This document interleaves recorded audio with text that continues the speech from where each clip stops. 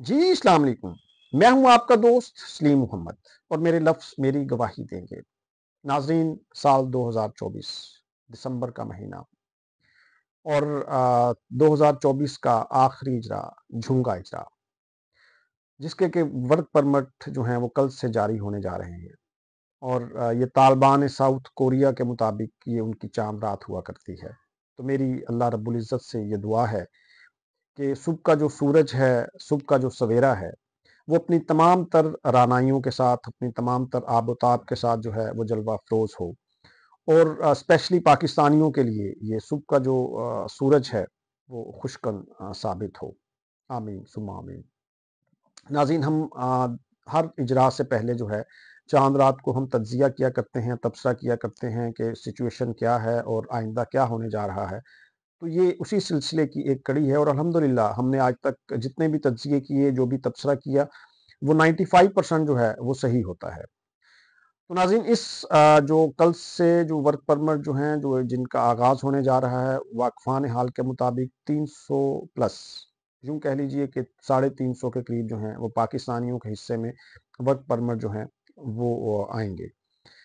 अ, और ये जो हैं पूरे साल के सबसे ज़्यादा जो वर्क परमिट हैं वो ये होंगे।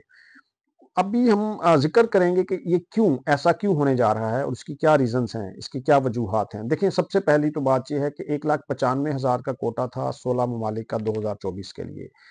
जो गवर्नमेंट ऑफ साउथ कोरिया के जो फिगर्स हैं, जो उनके आदाद-ओ-शुमार हैं, उसके मुताबिक 53,130 53,130 नवंबर तक ये इजरा हुए। चौथे इजरा तक सिर्फ ये इजरा हुए 1,95,000 1,65,000 में से। ठीक है। अभी हम बात करेंगे सिर्फ मैन्युफैक्चरिंग की, कि मैन्युफैक्चरिंग का जो कोटा था वो सिर्फ 95,000 था 16 ममालिक के लिए, क्योंकि बाकी कैटेगरीज जो हैं उनकी इसलिए जिक्र नहीं करेंगे कि अभी वो नए नए हैं।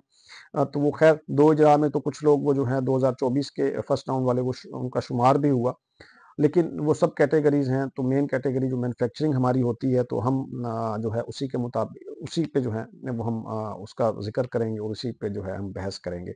देखिए, हमारे पास जो अभी सबसे ओल्ड बैच बचा हुआ है वो है 2022 का। 20-21 वाले तो पिछले एग्जाम में फारिग हो गए हुए थे। 22 वाला जो बैच हमारे पास बचा हुआ है, इसके तकरीबन 1200 जो लोग हैं वो रोस्टर पे आए।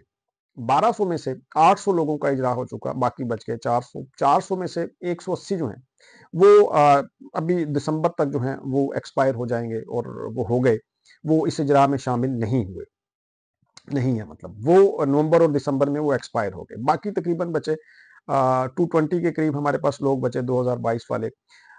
मेरे नजरिए के मुताबिक जो है वो 50 का इजरा इस दिसंबर में होगा और 50 जो है आगे वो फरवरी वाले इजरा में जाएंगे। तो बाकी 120 लोग जो हैं वो और एक्सपायर होंगे। ये 2022 का मैंने सम अप करके मैंने कैलकुलेशंस जो हैं वो मैंने आपके सामने रखी। उसके बाद हमारे पास आता है 2023 का फर्स्ट राउंड। 2023 के फर्स्ट राउंड में जो था वो हमारे पास 1300 लोग जो हैं वो तकरीबन रोस्टर पे आए। 1300 में से 300 लोगों का इजरा हुआ। बाकी जो 1000 लोग हैं वो मौलिक हैं।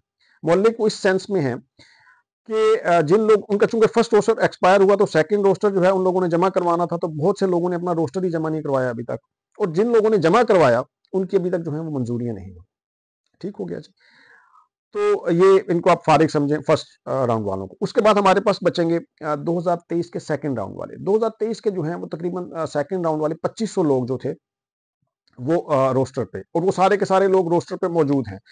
उसकी रीज़न ये है कि उनके रोस्टर जो हैं वो आगे मार्च में और अप्रैल में यूं करके एक्सपायर होंगे उनके। उसमें से तकरीबन जो है वो 50 लोगों का अभी तक इजरा हुआ। 2023 सेकंड राउंड की बात कर रहा हूँ, बाकी सारे के सारे वो रोस्टर पे मौजूद हैं।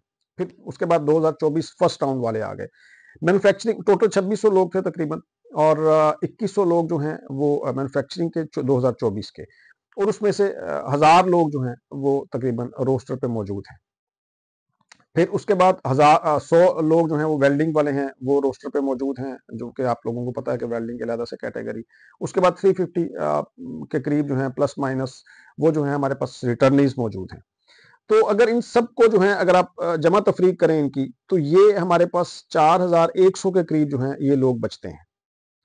अच्छा, इनमें से मैं ये देख रहा हूँ कि 2000 जो 22 वाले जो लोग आएंगे वो तकरीबन 50 लोगों का इजरा होगा, और बाकी जो लोग हैं वो सारे 2023 सेकंड राउंड वालों की ही पिक एंड चूज होगा।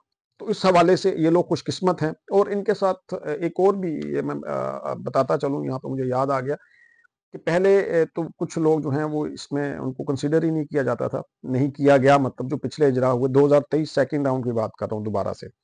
अभी इस दफा जो है वो 115 से लेके 160 तक जितने भी लोग थे वो सारे के सारे कंसीडर किए गए। 115 से लेके 160 नंबर तक जितने लोग थे वो सारे के सारे कंसीडर किए गए हैं। ये फिर एक अलहदा से बात है कि वो 160 से ऊपर वाले किधर गए और नीचे वाले किधर गए, लेकिन मेरे अल्फाज ये कि 110 से 115 से लेके 160 तक जितने लोग थे वो सारे के सारे इस इजरा में कंसीडर किए गए। तो 2024 वाले जो चूंकि न्यू कमर्स हैं, अभी वो कोई ऐसे कोई 8-10 कोई इजरा बड़ी मुश्किल से हो गए, नहीं तो वो अभी जरा शांति से बैठे वो। तो मैक्सिमम इजरा जो होंगे इनके लिए मैदान खाली 2023 सेकंड राउंड वालों के लिए, तो इनके इंशाल्लाह जो है वो ज्यादा से ज्यादा इजरा होंगे। अब उसके क्यों होंगे, इसकी इसकी पसे मंजर क्या, इस पे मैं हम क्यों जोर दे रहे हैं उसकी, अब देखें 2-3 उसकी वजूहात हैं। क्या वजूहात हैं उसकी? सबसे पहले तो ये कि पिछले माह आपको पता है कि कवानीन के अंदर तब्दीली की गई, कवानीन में जो है वो चेंजिंग जब की गई तो वो जो है उसका इम्पैक्ट पड़ेगा इस इजरा में, फर्स्ट। नंबर सेकंड कि 2024 के इस ये जो लास्ट इजरा है इसके अंदर पूरी ईपीएस की हिस्ट्री में सबसे ज्यादा मालकान ने अभी अप्लाई किया, 24,009 एप्लीकेशन जो हैं वो रिसीव हुई। ठीक हो गया, ये दूसरा इम्पैक्ट। और नंबर थर्ड जो इम्पैक्ट है वो ये है कि पिछले माह नवंबर में 8,000 अनडॉक्यूमेंटेड वर्कर जो थे वो साउथ कोरिया से उनको निकाला गया। आपको पता है कि अनडॉक्यूमेंटेड वर्कर 8,000 जब बंदा होता है वो फैक्ट्रियों के अंदर काम कर रहा है जब, तो उसके अंदर क्या होता है कि मालकान जो है वो कम पैसों में उनसे काम ले रहे होते हैं, कोई इंश्योरेंस नहीं होती, कोई कुछ नहीं होता, और वो लोग भी आराम से टिके हुए होते हैं वहां पे। तो जब वो वहां से किक आउट किए गए, जब उन्हें निकाला गया 8,000 वर्कर्स को, तो उनकी रिप्लेसमेंट भी तो चाहिए ना, उनकी जगह भी तो फिल करनी है। तो ये तीन मेन जो हैं ये अवामिल हैं जिनकी वजह से मतलब आप हम ये तज्जिया कर रहे हैं, हम ये एक्सपेक्ट कर रहे हैं कि मैक्सिमम जो है इजरा वो इस दफ़ा होंगे। और पाकिस्तानियों के हिस्से में इंशाअल्लाह अल्लाह ताला की मेहरबानी से 350 के करीब जो हैं वो इजरा आएंगे। तो ये देखें, अच्छा फिर एक और इसमें आपको ऐड अप करता चलूं कि जो साउथ कोरियन प्रेसिडेंट थे जिन्होंने मार्शल लॉ लगाया था, उनकी पॉलिसियां जो थी वो E9 वर्कर्स के हवाले से बहुत अच्छी थी। अभी तक ये उन्हीं की पॉलिसियां चल रही हैं। वो कि उनके साउथ कोरिया के हवाले से थोड़ा सा वो दरमियान में जो कन्फ्लिक्ट आया उनका, वो एक अलहदा से इशू है, लेकिन E9 वर्कर्स के जो हवाले से पॉलिसीज थी वो उनकी बहुत अच्छी थी वो उनकी। तो अभी देखें, अभी तक वही पॉलिसीज चल रही हैं, तो इसलिए वो भी एक इम्पैक्ट जो है वो पड़ेगा। तो ये सारे का सारा जो है मेरा ज़ाती नज़रिया है, तज्जिया है, मेरा ज़ाती नज़रिया है, मेरी ज़ाती राय है। तो मैं अब इजाज़त चाहूँगा क्योंकि व्लॉग जो है वो बहुत लंबा हो गया है। इस दुआ के साथ इजाज़त चाहूँगा, क्या खुदा खैर की खबरों के उजाले रखना। इजाज़त दीजिए, अल्लाह हाफ़िज़।